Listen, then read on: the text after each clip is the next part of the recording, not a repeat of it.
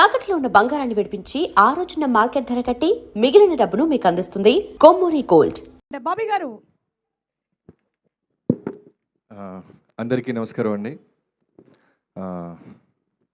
జనరల్గా టైం బాగుంటే హీరోలు అవుతారు అంటుంటారు బయట కొంతమంది, కానీ టైమింగ్ బాగుండి హీరో అయినోడు నవీన్ పోలిశెట్టి. అంటే ఎంత టైమింగ్ అంటే, నాకు తెలిసి 1 year బ్యాక్ రెగ్యులర్గా మాట్లాడుతుంటాను నవీన్తో. నేను యాక్సిడెంట్ అయింది మనోడికి, అందరికీ తెలుసో తెలీదో, సాలిడ్ యాక్సిడెంట్. చెయ్యి కాలు ఎక్కడెక్కడ విరిగిపోయినాయి. తర్వాత కర్టసీగా మాట్లాడుతుంటే, అన్న ఇరిగిపోయింది పక్కన పెడితే ముందు రైటర్స్ కావాలన్నా నాకు రికార్డ్స్ తీయడానికి అంటున్నాడు. రైటర్స్ ఏంటి తమ్ముడు, నువ్వు ముందు యాక్సిడెంట్ అయింది బెడ్ మీద రష్ లేదన్నా, నాకు రైటర్స్ కావాలంటే నాకు తెలిసిన ఒక 3-4 సజెస్ట్ చేసి పంపించా. మళ్ళీ ఫోన్ చేశాడు, అన్న సరిపోవట్లేదన్నా ఇంకెవరో కావాలని. ఏమో ఎక్కడి నుంచి పట్టుకొస్తాం, ఉన్న రైటర్స్ అందరినీ పంపిస్తే నువ్వు నీ ఎనర్జీకి వాళ్ళు మ్యాచ్ అవ్వక పారిపోతున్నారు తమ్ముడు అంటే. అలా తనే కూర్చొని తనే ఒక కథ పట్టుకొని ఒక బ్యూటిఫుల్ టీమ్ని ఆర్గనైజ్ చేసుకొని ఇలాంటి సినిమా ఒక బ్లాక్ బస్టర్ కొట్టడం అనేది సామాన్యమే కాదు.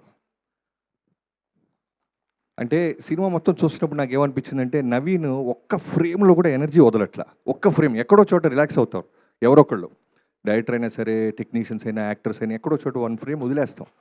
వదలట్లేదు అతను. నమ్మి నమ్మి నమ్మి నమ్మి నమ్మి ఎనర్జీతో బౌన్స్ అవుతానే ఉన్నాడు. బౌన్స్ అంత నవ్వుతూ చేస్తున్నాడు కదా, లోపల ఎంత లాభం ఉందో నాకు అర్థమవుతుంది. ఎందుకు అవ్వం మనం హీరో, ఎందుకు నిలదొక్కోలేం, ఎందుకు ఈ పెద్ద సర్కిల్లో నేను ఉండకూడదు, నాకు ఎందుకు మార్కెట్ ఉండకూడదు అనేది ప్రతి స్మైల్ వెనకాల అతను పడ్డ కష్టం, అతనుకున్న లాభ నాకు అనిపించింది.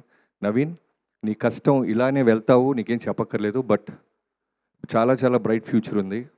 నీకు తెలియని ఒక గుడ్ న్యూస్ చెప్తాను నీకు.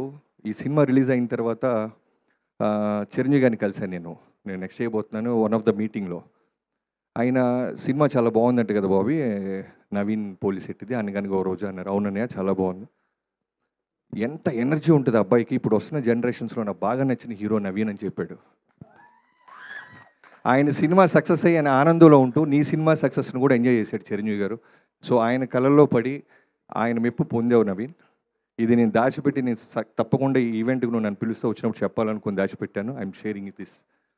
అండ్ డైరెక్టర్ మారీకి అండ్ చిన్మయ్కి అండ్ హోల్ టీమ్, అంటే ఒక్కొక్క అసిస్టెంట్ డైరెక్టర్ పేరు చెప్తుంటే ఒక హీరో పేరు చెప్పినట్టు క్లాప్స్ కొడుతున్నారు చూసాం. మీ యూనిటీ నాకు తెలుస్తుంది. కాస్ట్యూమ్ చీఫ్ పేరు చెప్పిన, కాస్ట్యూమ్ అసిస్టెంట్ అన్న, ఎడిటర్ అన్న, జేడి నీ గురించి అయినా, మిగతా యాక్టర్స్ గురించి, ఎవరి గురించి చెప్పినా క్లాప్స్ కొడతానే ఉన్నారు. Beautiful team. అదే అంటారు, మంచి టీం ఉండి అందరూ గోల్స్ బుల్స్ ఐకి పెడితే తప్పకుండా తగిలి తీరుతుంది. అదే ఈ cinema example.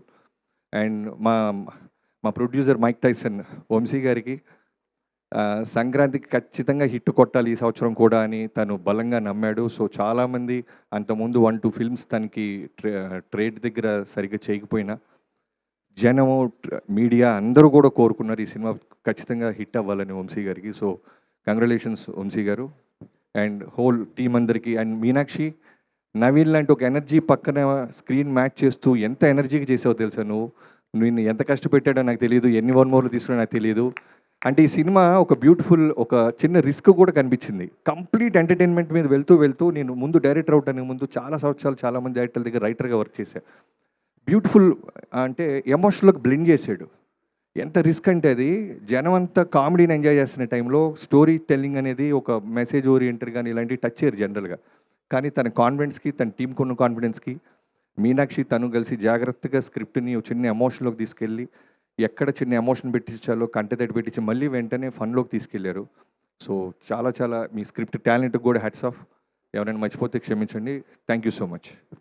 Thank you so much Bobby garu. Requesting Dilraj garu, Bobby garu to please stay back on stage. అలాగే Naveen and one second, Bose garu మీ చేయబడితే బ్లాక్ బస్టర్ అవ్వకుండా ఎలా ఉంటుంది బోస్ గారు? నా వాల్తేరి వేరే కానీ నా అన్ని సినిమాలో నేను బ్లాక్ బస్టర్ ప్రతి సినిమాలో మీ రైటింగ్ ఉంటుంది. చిన్న బడ్జెట్ అంటే యంగ్ కొత్తగా వస్తున్న కుర్రోడని కాకుండా ఒక ఆస్కార్ లాంటి విన్నర్ మీరు. హోల్ అన్ని పాటలు మీరు రాశారంటే మీ మంచితనానికి thank you so much Bose garu. Thank you.